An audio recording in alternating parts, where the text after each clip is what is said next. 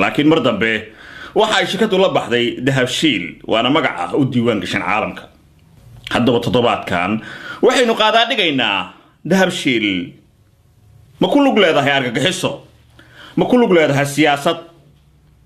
ma ku lug leedahay dilal maxay istartay shacabka Soomaaliyeed ee ku nool waqooyiga iyo koonfurta Soomaaliya arrimahaasi oo dhan waxaynu soo hordhigaynaa cadaynta waxaana barnaamijkan isku soo duway anigoo ah Daahir Cabdulle Calaso Dahabshiil waxa loo dhahaa haram ku dhisayo wuxuu dhaqayaa bulshada midnimadu dhantaalaya wuxuu dhambiru sitaa inuu dhibino maleeyo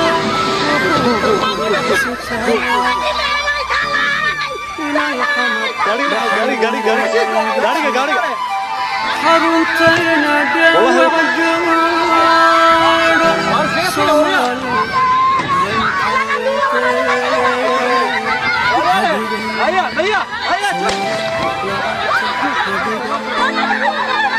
دولة دهبشيل لو حنو شيغايا inuu dhibaatada ummadda Soomaaliyeed ka joojiyo inuu isku dirka joojiyo inuu foolxumada joojiyo hubkiisa uu ku gadayo dawladda Soomaaliland uu lacag u siinayo warqadihii la hayo maxkamad lagu hayo waa inuu joojiyaa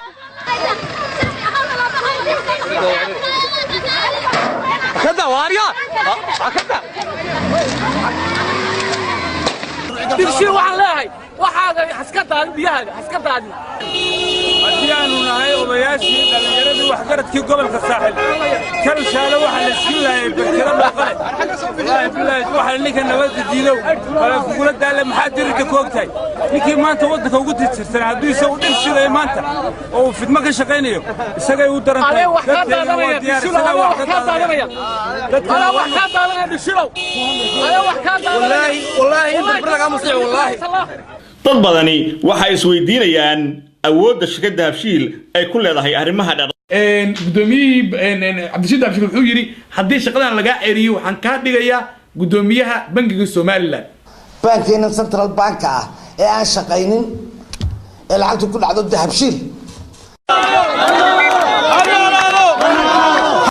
waxa weeyaan wuxuu hantidiisa u adeegsaday inuu ku kala qaybiyo wadanka khilaafka ugu weyn ee Soomaaliland ayaa la Dahabshiil ma ka dambeeya Dahabshiil dowr hormuuda ayaa hay'adihiisu ka soo qaateen horumarinta dalka waqti dalku dagaalku halgan ku jiray wax badan u baahnaa ayuu dowr xoog leh oo laba ilaabana ka soo qaatay waxa ku sheegay arrinta leedka Hargeysa iyo Berbera leedka Berbera iyo Hargeysa waxa laga iibiyay laba nin ninna waa Dahabshiil ninna waa Ina Saciid waa labada nin ugu daran ee taageera macni muxuuha dawladda Axmed Siilaanyo Soomaad garan wax kale baarbaaro dhiigshiilo waxaan u leenahay dhiigshiilo hantidii ummadda oo dhan baad hoysatay baaqdeen aw waxa ku fiirinayaa inaanay Dahabshiil lacag ku soo shigo ama ku soo dirin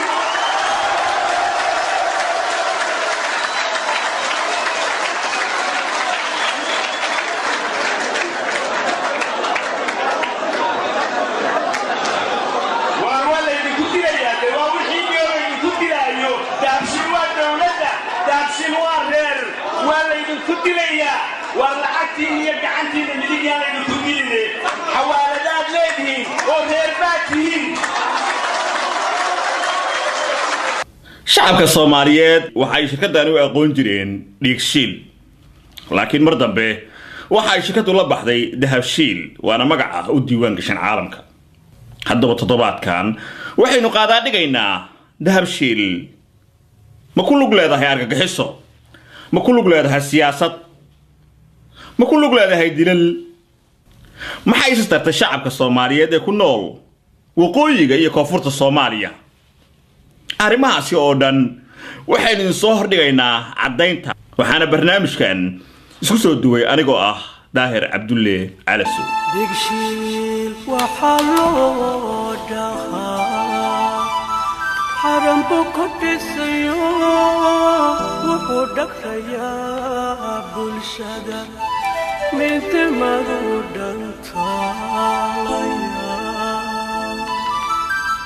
wuxuu dhambiru sitaa inuu dhibino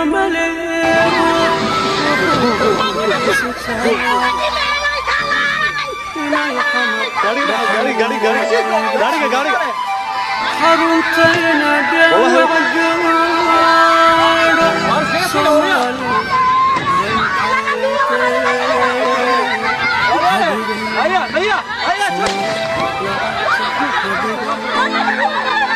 dowlad dahabshiilla waxaan u sheegayaa inuu dhibaatada ummadda Soomaaliyeed ka joojiyo inuu isku dirka joojiyo inuu foolxumada joojiyo hubkiisa uu ku gadayo dowladda Soomaaliland uu lacag u siinayo warqadihii la hayo maxkamad lagu hayo waa inuu joojiyaa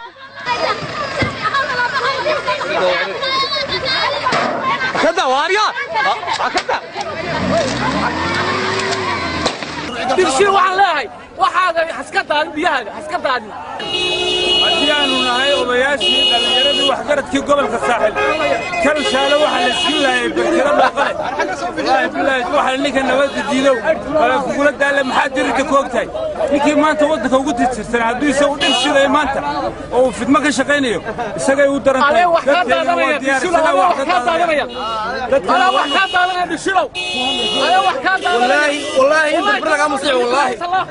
dad badani waxay isweydiinayaan awoodda shirkadda Dahabshiil ay ku leedahay arrimaha dhaqdhaqaaqa siyaasadda Soomaaliya hase yeeshee ma ogtahay in shirkadda Dahabshiil ay gudoomiyihii hore ee bangiga Soomaaliya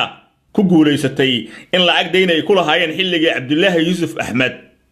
uu siiyo iyagoo u ballan qaaday in haddii xilka laga qaado kadib ay u magacaabi doonaan gudoomiyaha bangiga Somaliland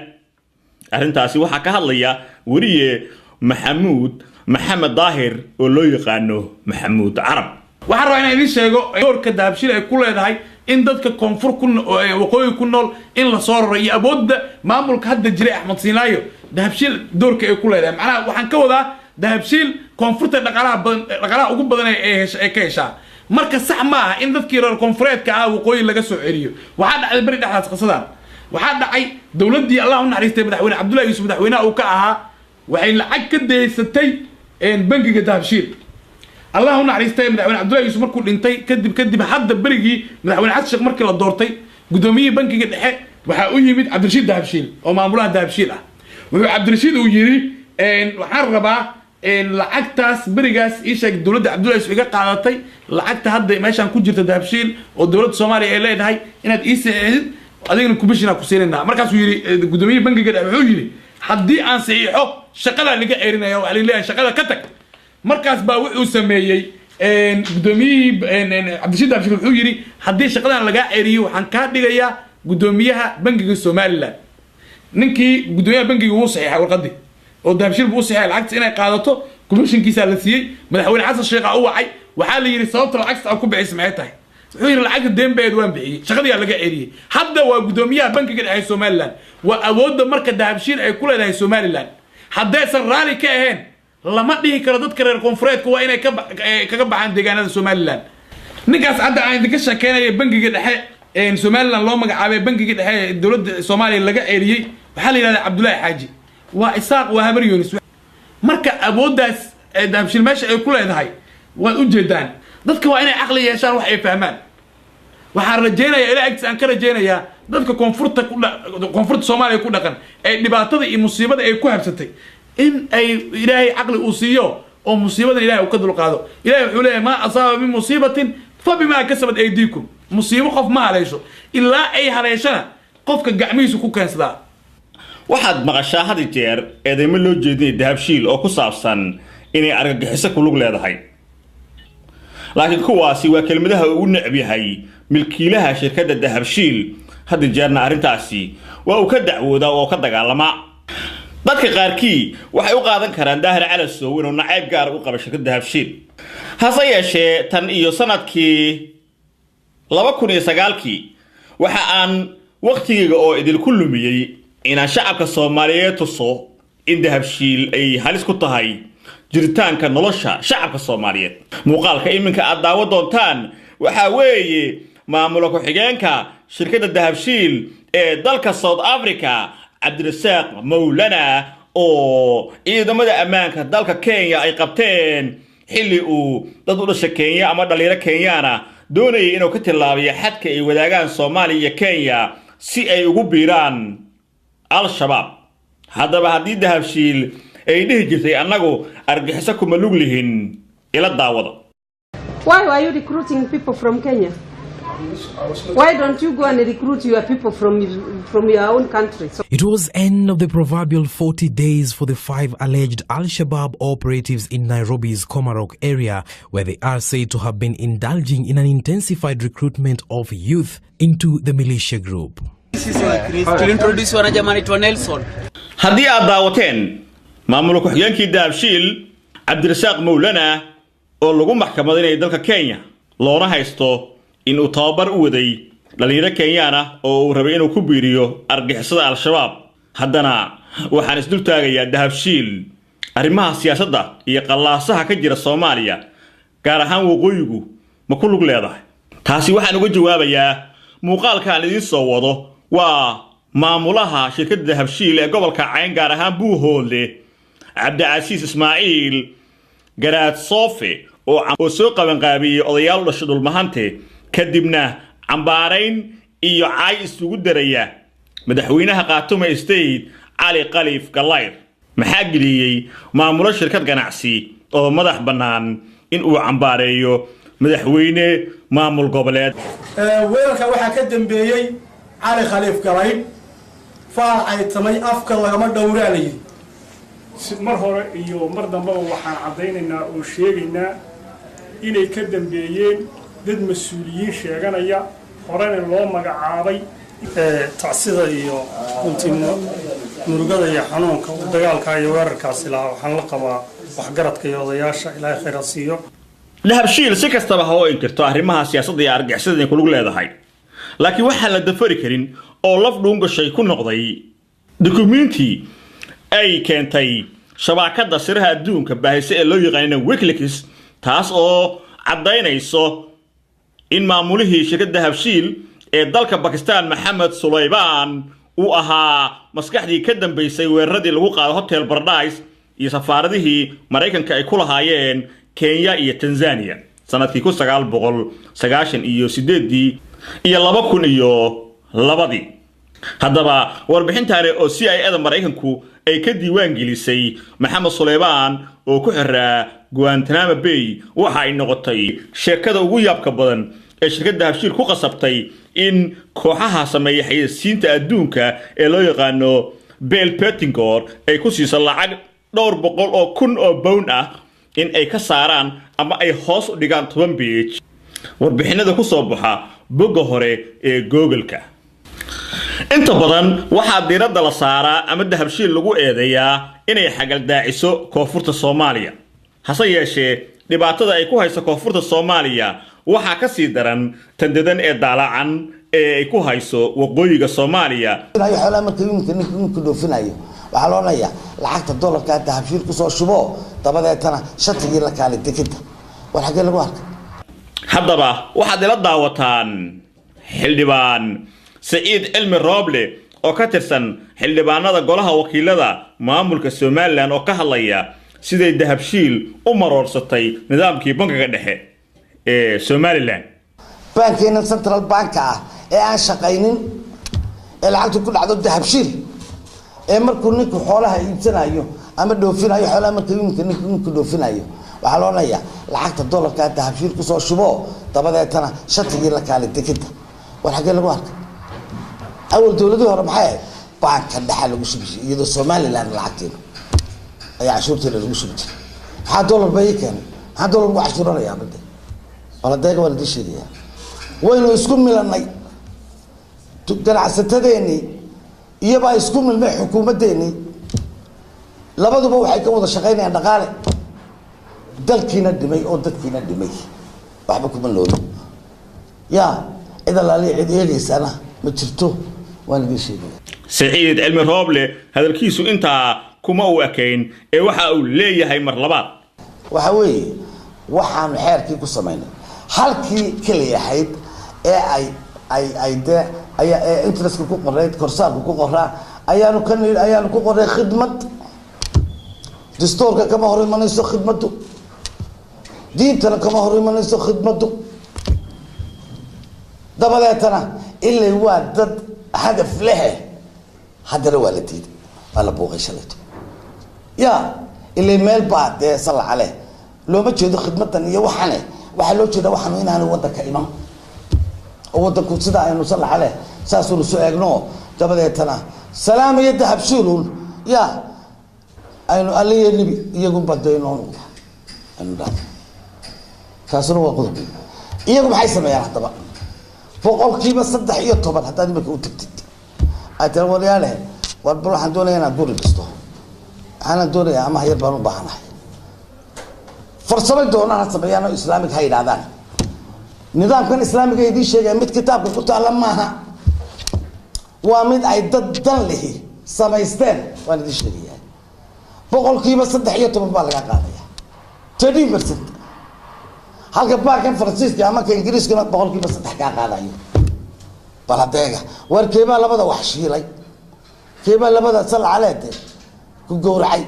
ka 13 ka soo maaha taasuna qodob weey shirkadana dalkan maal gashanayso hadaan baan ajnabiya oo la aqoonsan yahay joogin mid kale waan dii sheegay labadan baan dii sheegay salaamiyo iyo dahabshi ma waxa moodaysan in iyagu toos adduunka ugu xuleeyeen may wax kuwa ay naga xirayaan bay la maraan ay macaamilaan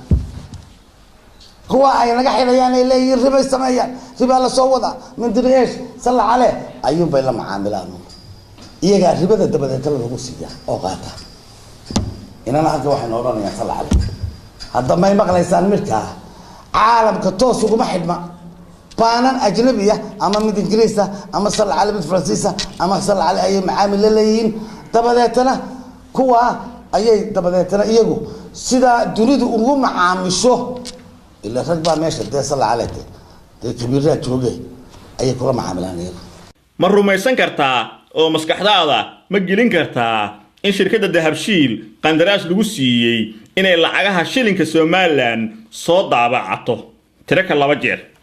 hase yeeshee ay ilaa 9 jeer iska soo daabacatay lacagtaas taasoo sababtay sixir bararka ka aloosan gobolada waqooyiga gaar ahaan maamulka Soomaaliland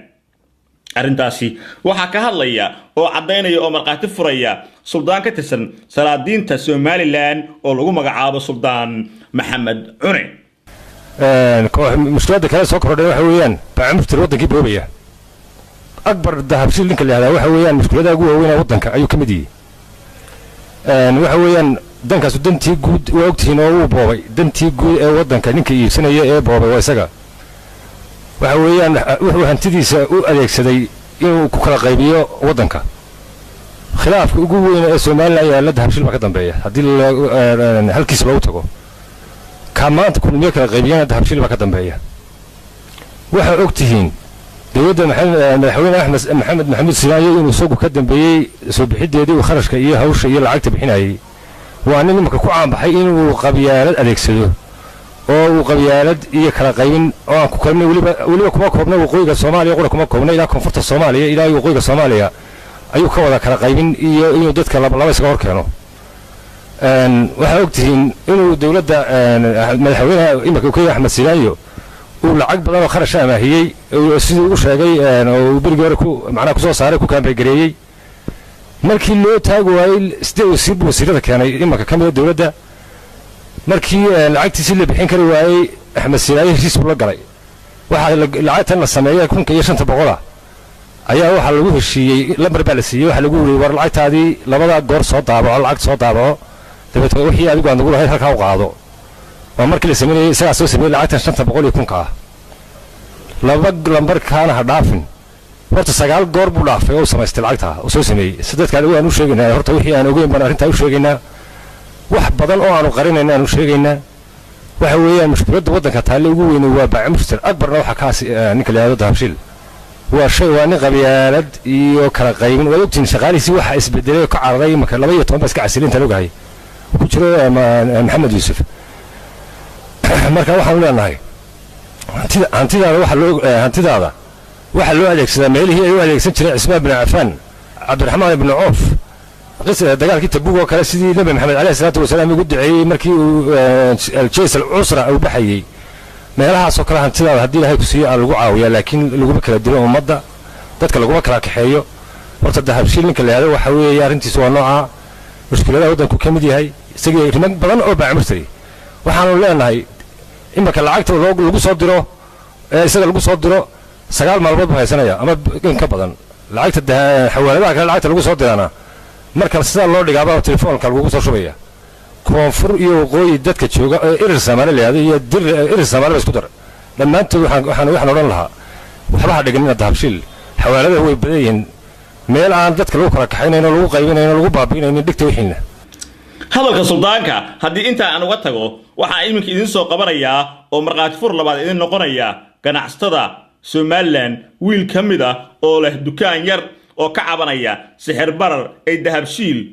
sababtay ganacsade Xuseen Caawi oo ka mid ah ganacsatada waaweyn ee magaalada Berbera ayaa xukuumadda ku dhaliilay kor u kaca sabaynta ku yimid qiimaha sarifka dollarka isagoo u sibir saaray in banka Somaliland uu leeyahay ganacsato waaweyn isla markaana alaabta ka soo degtay dekada Berbera lagu cashuuro jeegag ama waarano uu banku bixiyo kuwaasi oo sabab u noqday in sarifka dollarku uu noqdo mid kaca waxaana hadaladiisii ka mid ahaa imiga qof baa cashuuranaya 300 milyan buu baahayay 1 bilyan buu baahayay dahabshiil buu tagaya waxa loo jaraya check ayaa loo jaraya warana kasta ku geenaya marka lacagtu waxay ku jabaysaa lacag marka jabaysaa ma jirto markaas dahabshiil dawladda madeen buu ku leeyahay maxaa keenay waaranada bal halka faafaan ka bixi sheegaga iyo waraaqaha sheegay sida wax lagu cashuuranayo ay aanay lacag meeshii maray dahabshiil iyo banka wada shaqeyn ka dhaxaysa dahabshiil waxa lacag oo imka anoo wadana nageeyay Berbera ana door nageeyay ma hayo noqonaya marka wada shaqeynaya ka dhaxaysa dahabshiil iyo banka Hargeysa ayaa lagu soo xawilay lacagta ganacsatada Soomaaliland 80% asaa gacanta ku haya oo cashuurta bixiya cashuurta isticmaalaya waa check iyo warano wax jabay marka ma jiraan ilaa ay dawladdu tallaabo ka qaado jeega waxa la hol sixir bararka loo helay ma jira Soomaaliya sida weeyaha dahabshiil si kastood u weydiiso inay ku haysa dhibaato dadka degan koonfurtii waqooyiga Soomaaliya waxay uga jawaabaysaa waa been waa propaganda waa dacayad laakiin arrintaani waxa marqaati furaya dad badan iminka balaan idin soo qabto wasiirkii hore ee kalluumaysiga Somaliland Maxamed Isaaq oo arrinta ka hadlaya waxaan ku sheegay arrinta leedka Hargeysa iyo Berbera leedka Berbera iyo Hargeysa waxa laga iibiyay laba nin ninna waa dahabshiil ninna waa ina Awsaciid waa labada nin ugu daran ee taageera macniide muxuu ahaa dawladda Axmed Siilaanyo Soomaad garan mushkiladda ugu weyn waxa weeye leedka dawladdu uu uga jabnaa dadka masaakiinta ee shacabka xaqiiqa kama hayno arrintaas ma waxba ku sheegay anigu dahabshiil yani respect weyn baan u hayaa inuu waxa yara shacabka ku soo hoos noqdo ama businesski dahabshiil maanta waa ninka ugu qanaysan Somaliland leed Berbera oo dadka kuleylka 50 degree uu yahay inuu ku hoos noqdo may ahayn leed Hargeysa inuu ku hoos noqdo may 20% ama 30% uu dahabshiil ka qaato leed Hargeysa iyo leed Berbera wax allaala waxay u taraysaa ma aha waxay ahayd waxyaabaha yaryar miskiinka in shacabka kale loo daayo oo shacabka Somaliland uu isa soo gaaro laakiin businesska Somaliland hadii laba reer iyo laba nin loo xidho Soomaad garan aakhirka dambe waxa dhacaya in la isku qarxo dawladda Siilaanyana wax kale ma sameyn businesskii iyo hantidii ummadda Somaliland tijaar laba reer oo qura ka soo kala jeeda ayuun bay u xidhay taa micnaheedu waxa weeye laakiin shacabkii xitaa labada reer ka soo jeeday iyo ummadii Somaliland oo dhan ee gaajoonaysi inaad il xun bay ku eegayaan sida aad arkaysaan Maxamed Isaaq waxa uu marqaati furayaa in dahabshiil ay halka dhuuntahay u istaagtay ganacsatada yaryareed dadkii Somaliland oo ay doonayso inay wax walba oo ganacsi ku saabsan ayadu ay monopoly ku haysato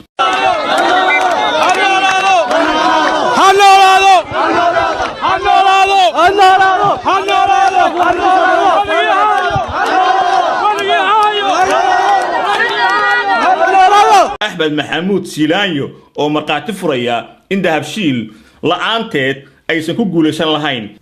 dagaalo badan oo ay galeen maamulkooda furitaanka dahabshiil bank dahabshiil dowr hormuud ah ayaa hay-adihiisu ka soo qaateen horumarinta dalka wakhti dalku dagaalku halgan ku jiray dagaal ku jiray wax badan u baahnaa ayuu dowr xoog leh oo laba ilaabaana ka soo qaatay dad badan ayaa u haysta inay dahabshiil si gooniya u naas nuujiso beesha isaaq hase yeeshee iminka waxaa idiin hayaa muuqaal ku saabsan odayaashii beesha sacad muuse oo dadka ku habaaraya haddii ay shirkadda dahabshiil lacag ku soo dirsadaan laakiin qayladhaanta heerkaa gaartay miyuu dhiigshiil leeyahay waxba kama jiraan bal iminka ila daawada odaygaasi u dhashay beesha sacad muuse isaaq eryada afkiisa ka soo baxaya waxaan u dirayaa qurbajooga Sbeerawan daafaha adduunyada jooga daafaha adduunyada ku kala daadsan shaqaysta lacagtooda dalka soo geliya soo xawaaladaha soo mariya dahabshiil sidaa ugu soo shuba baaqdeer caawa waxaan ku fidinayaa inaanay dahabshiil lacag ku soo shibin oonay ku soo dirin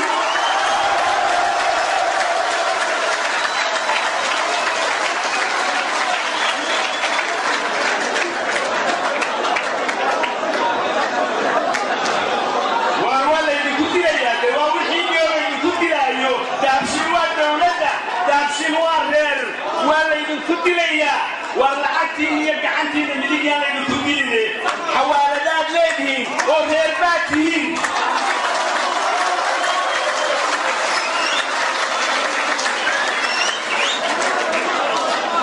حوالاتي لو حكوسو شتان عمر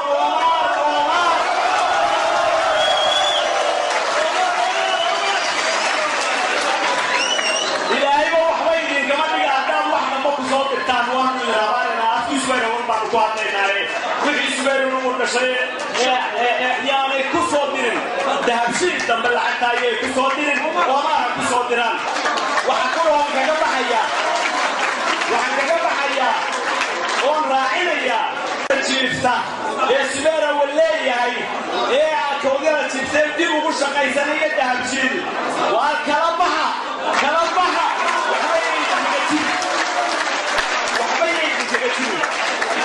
maaha waa qabyaalad waa la tusay qabyaalad maanaan lahayn sbeer walba lama yidhaahdaa yunaatiyashan bay dadku nagu sheegaan qabyaaladda maanaan aqoon waxa maanaan dhex geli jirin waxa waanu ka sarraynay waa la nagu soo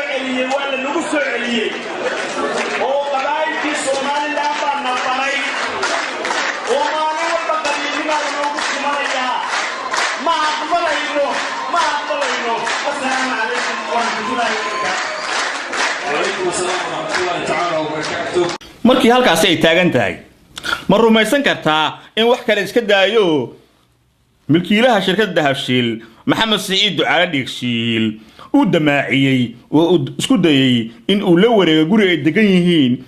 dad u soo dagaalamay jabhaddii SNM bal waxaad ila daawataan dadkaasi xabadaha ay ku dhaceen ee curyaamiinta ah oo dahabshiil ku banaanbaxaya wax kale baarbaaro dhiigshiilna waxaanu leenay dhiigshiilow hantidii ummadda oo dhan baad hoysatay oo aad shubatay oo lookalkii adduunkao dhan baanu kuu shubnay inaad maanta ku soo noqoto sooyaal jeebka iyaga iyo agoomiya naafidaad ku soo noqoto waa nasiib darro waxaa burburi doonaa guryahaaga cadcad iyo baanankaaga lacagtu taallaa burburi doonaa annaga waxba naga daadana maayaan taasaanu leeyahay dhiigshiilla sidaasaanu waxaana na dilay xaqajis guriga sooyaal ah oo maalin walba la leeyahay ka soo dareera nin baa laga iibiyey taasoo ay waddo maamulka magaalada ka jira waxaana laga iibiyey ninka dahabshiil laga haddaba waxaanu leenahay fariintaan diraynaa waxa weeye adiga waa kuu digaynaa ee halkaa fadhiya naafada iyo waxaa iska gandooda maanta ilaahdaa ku ladnaydsiiyo nibcaad haysataaye inaad nabcadaada ku xamdi noqoyaan laga raacine guriganoo imikaana arrinkaa ka iibiyey dahabshiil marka waxaan moodaynaa horta da inuu naga haray uu dahabshiil hadhay laakiin de weli waa ka soo socdaa waxaanu leenahay ninka oday annaga horta wejigiisa isma naqaano laakiin waad nibcaad haysataa waad wanaagsan tahay waddankaba waad dhisatay dadkan waa wada curyaamiin waxba ma hayaan alxamdulillahi rabbilcaalamiin bay haddana ku jiraan aqalkana adduunba hayaan waxaan u sheegaynaa oonu mar labaad leenahay annakoo moodana haraynu naarkaa u dhammaynay soo gaadhayo waa la iibiyo dhiigshiil baa laga iibiyey dhiigshiil ayaa laga iibiyey waxaasna arrintii naga badan maskaxdayada geli waayey ayuu arrinkaasi noqday sidaa awadeed waxaa halkan iminka isugu yimi agoomihii iyo naafadii iyo mujaahidiin ku abtirsanaysa jamciyadda mujaahidka sooyaal dabadeeto iyo ganacsatada yaryareed ee loo sameeyey maxay dhahaayeen meeladaha iyaga aan uga sameynay sidaa awadeed waxaan u sheegaynaa xukuumadda oo aanu fariinta u diray iyo dhiigshiil in ay arrinkaa dib uga noqdaan oo arrin aan la yeeli karin haddii taa lagu kaco oo la xoog lagu noqoniyana waxaa iman doonta cawaaqa xumoota maanta la joogo ka xun waxaan leeyahay ninka lagaa daabshiil xukuumaddu aana soo kala gaadho in badan baanu noqon 10 sannadood ayaanu saysanay waxaan leeyahay ana soo kala gaadho daabshiil waxaan leeyahay ilaahay ka baqa daabshiilo maanta waad wanaagsantahay nimcaad ku jirtaa ninka ugu lacagta badan baatay maanta Soomaaliland wargidaarada Soomaaliya iyo naafadan meelaha jiifa ha isku kicinin halkaad wax ka tari lahayd ee adigu aad soo dhaweyn lahayd ee meeshooda u dhisi lahayd ayaad adiga leedahay waan ibsaday warnaa ka waxaan u sheegaynaa dahabshiil inaanu hantida meesha ku jirta waa 22 guri oo dadka ku ganacsada hal shakhsi iyo 22 meeradood oo ku shaqeysta meesha inaanu lacagtiisa ula badheeyo haddii intaa aad daawateen bal dhinaca kale eega oo damaacigii dahabshiil ka galay inuu samaysto ama uu la wareego warshada sibirka ama shamiitada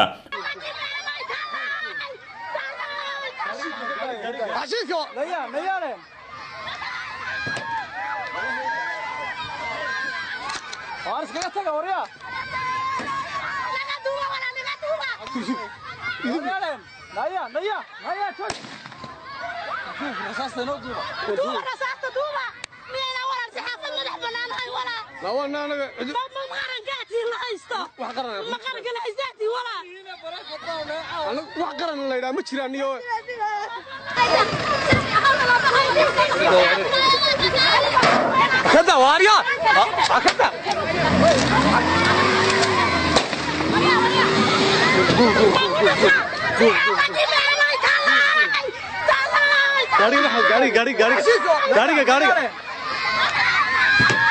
والله وارس كده تيجي وريا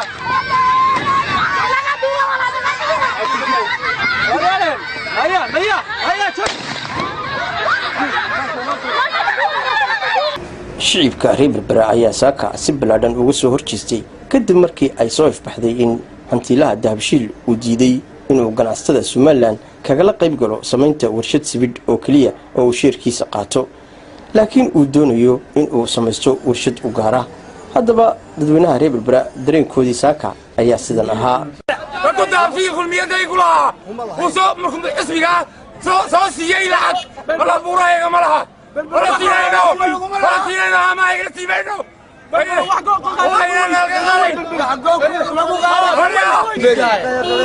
lagu qaado ka weyn haraa loo yiri imikana warshada sibirka cidii loogu talagalay wado ee hawshaani u jirtay ahay oo magac gooniye wadataa mana wadi karto mana taaban karto shaqada ku xigta dirshii waxaan leeyahay waxaaga haska daadin biyahaaga haska daadin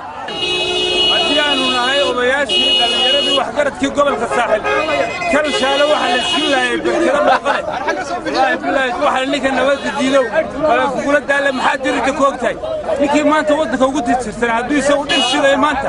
oo uu fidmo ka shaqaynayo isagay u daran tahay dadkeena waa diyaar isagaa wax ka daadanaya dadkeena wax ka daadanaya dhishilow wax ka daadanaya wallaahi in berber laga masiix wallaahi waxaan ugu baaqaynaa beesha saaxil waxaan ugu baaqaynaa inay daabshin lacagta u taala ka qaataan waxaan ugu baaqaynaa inay ka qaataan wax dambana aanay ku soo dhigan lacagta ka qaataan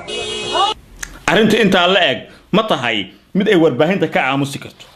warbaahinta Soomaaliyeed ama warbaahinta madaxa bannaan ma waxa ay noqdeen kuwa sandareero ku bedesha inay aamusiyaan codka shacabka ama dulmanayaasha Soomaaliyeed warbaahin maxay tahay warbaahin waatan waxa jira ee xaqiiqda ah dibadda soo dhigto warbaahin maxay tahay warbaahin waatan dadka aan codka lahayn codka siisa warbaahin maxay tahay warbaahin waxa weeye tan mar walba soo gudbiso codka dulmanaha warbaahin maaha tan xayeysiin looga bedesho ama lacag yar oo sandareero ah inay ka aamusto waxyaabaha muuqdo ee shacabka Soomaaliyeed ku ah hagardaamada iyo dhibaatada shirkadda dhiigshiil ama dahabshiil haddii aad weydiiso siyaasiyiinta lacag ma siisaan waxay ku jawaabayaan maya ma siino laakiin gudoomiyaha xisbiga mucaaradka ee ucud injineer faysal cali waraabe oo aan kula kulmay magaalada Den Haag sanadkii 2013 waxa uu marqaati furayaa in dahabshiil isaga iyo xisbiyadii kale ee Soomaaliland ka jira sida Axmed Siilaanyo dhammaantood lacag ay siisay bal in yar nala daawada faysal cali waraabe أنت بكو عبد حوش وأنا قاعد بركو قبتي سيراي الدرو بوها واي لكن دهب شيء كل عقله سيراي نيم مركي كان بين كنا بالعقل يصير نك يقول عقد بطنا مركي كتبويش كي نك كتبويش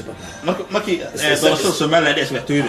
هذا لا أوكس يونيش أنا كوسي وحي وحني كتبويش وحي ترى نك يسيق بيرسنا هذا يقول عقد بطنا أيوها دهب شيء ما كان مورن كرنو لكن كوجد جرا فكرك انتو اديك سيشن جبار كل سيرايوسي ما انا برهران كو كوجد ورني ابتسيما وان كو سمنا هي كاي وقت له وي انت شهر ما لها اصلا هي بري موت وكو اوغلا كانوا كما عباني دون انت سيسي هنا كل انا ويسي موقتها dadka u dhashay beesha qaatumo waxa ay dahabshiil ku eedeynayaan in ay ka dambayso weerarkii lagu qaaday Kalshaale waxa ay ku doodayaan in dahabshiil ay hub u iibisay maamulka Siilaanyo kaas oo lagu weeraray oo lagu laayay dadkooda gudoomiyaha xisbiga Tayo Sahra Diriga Madiid bal iminka in yar oo kamid ah cabashadeeda ay fariinta u dirayso milkiilaha shirkadda dahabshiil aynu wadaawano dawladda dahabshiil waxaan u sheegayaa inuu dhibaatada ummadda Soomaaliyeed ka joojiyo inuu isku dirka joojiyo inuu foolxumada joojiyo hubkiisa uu ku gadayo dawladda Soomaaliland uu lacag u siinayo warqadihii la hayo maxkamad lagu hayo waa inuu joojiyaa dhibaatada waa inuu joojiyaa dahabshiil waa nin Soomaaliyeed businesskiisu meel walba ka furan yahay xamar buu ka furan yahay markuu ka furan yahay Kismaayo ka furan yahay yu businesska iska xumayn yu dadka isku durin yu samaacada iska halayn waa inuu dhibaatada joojiyaa dadka eega haddaad business tahay businessku qabiil male وين الوطن النقطان Soomaaliyeed baa tahay waxa tahay nin Soomaaliyeed meel kasta xafiis baad ku leedahay waa lagu heli karaa xafiiskaaga in la xidho oo xamar laga xidho oo Khaatumo laga xidho oo Puntland laga xidho oo gobolada Galmudug laga xidho oo meel walba laga xidho waa la heli karaa laakiin Soomaalinimada la eegaya xaqul insaanka laakiin adiguna taagaro haddaad tahay dahabshiil waan kula dardaarmaya adiga iyo shaqaalahaaga dhibaatada joojiya lacagtaad Ilaahay ku siiyay foolxumo ugu horseegin ummadda Islaameed ana isku dirin hubna ha u kala siin dadka isu soo risaaqada Ilaahay ku siiyay kula xisaabtamaya maalin maalmaha kamida lagu horkeenaya tabaruca lacagtaad hub ku gadaysid ee la leeyahay hub ku gaday waa ina dadka masaakiinta ah ee dhibaataysan ugu deeqda Ilaahay baa ku siiyay sababta dadka dhibaataysan meel walba way joogan waqooyi bay joogan xamar bay joogan gobolada dhexe joogan ugu deeq maaha inaad hub ku gadid oo foolxumo dadka u soo jeedid milkiilaha shirkadda dahabshiil oo iminka lagu haysto oo New York lagu maxkamadaynayo dacwad la xiriirto dilkii فنانات قرن إبهاونا حريستي حلبانات سادو علي ورسامي وحا وصو هيستا قف آن بدين بيقلين حصيا شيء منك وحا داوتان حسين محمد فارح عيديد او شركة dahabshiil ku marqaati furaya in ay u samayso check furan madaxweynihii hore ee Soomaaliya Cabdullaahi Yuusuf Axmed oo xasuuqii ugu daraa ee dad lagu qiyaasayo 38,000 oo qof ku dilay magaalada Muqdisho maxaa ka qaldan dahabshiil waxaa ka qaldan inay safargelin siyaasadda waxaa ka qaldan inay siin dad international ku arkaan colaad inay Soomaaliya ka wadaan in ay wad ogtahay markaan ku dhaw maamulkii aan inbagaati ku dhisnay annaga lacag aan ku guurnamaysan madaxweyne Cabdullaahi Yuusuf ragii iyaro kamid ahayd maxaan soo binaa dahabshiil loo yaranaa dahabshiil Dubai wiilka u dhalay waxaan ogaa inuu nasiiyay check oo furan ilaa 1 milyan ay isticmaalaan ana ku dhahayba Cabdullaahi Yuusuf siiyay laakiin adiga waari madaxweynaha markuu Cabdullaahi Yuusuf tartamayay meeqa ku siiyay markuu tartamayay Cabdullaahi Yuusuf oo tartanka aan ma ku ogeyn inuu ahayd laakiin waxaan ogaa baahi uu qabay madaxweynuhu ahaa guuritaankeena u badnay laga guuray Kenya loo guuray Johor lacag la'aan ay jirtay hay'ad budget ma jirin marti waxa loo ahaa dawladda Kenya wali dawladda wax uma soo xarun dakhli meeshuna ku sugnaa marka waxaan rabaa gacan fiican siiyay waxay u fureen bank account oo ah waxay nus milyan iyo 1 milyan ma qano codsaday waxay dhan check for inta rabtay isticmaal ayay siiyeen lacagta inta la eg ee Maxamed Saciid Ducaale uu siiyay ama uu ku taageeray maamulkii cabdulaahi yuusuf axmed xilligaasi xuseen maxamed faarax ciidid wuxuu ahaa ra'iisul wasaare ku-xigeen ka dhinaca amniga iyo wasiirka arrimaha gudaha iyo amniga qaranka waxa uu noqonayaa marqaati nool oo aan meelna laga mari karin ama uu yahay eedaysane dahabshiil dadweyno weyno dahabshiili maaye waa dilaaga aadmiga waa dilaaga aadmiga dalka iyo dadkeennana dubaxdu ka cunaya daqli waxay helaan iyo dunyadu ka qaataa dalka iyo dadkeennana dubaxdu ka cunaya daqli waxay helaan iyo dunyadu ka qaataa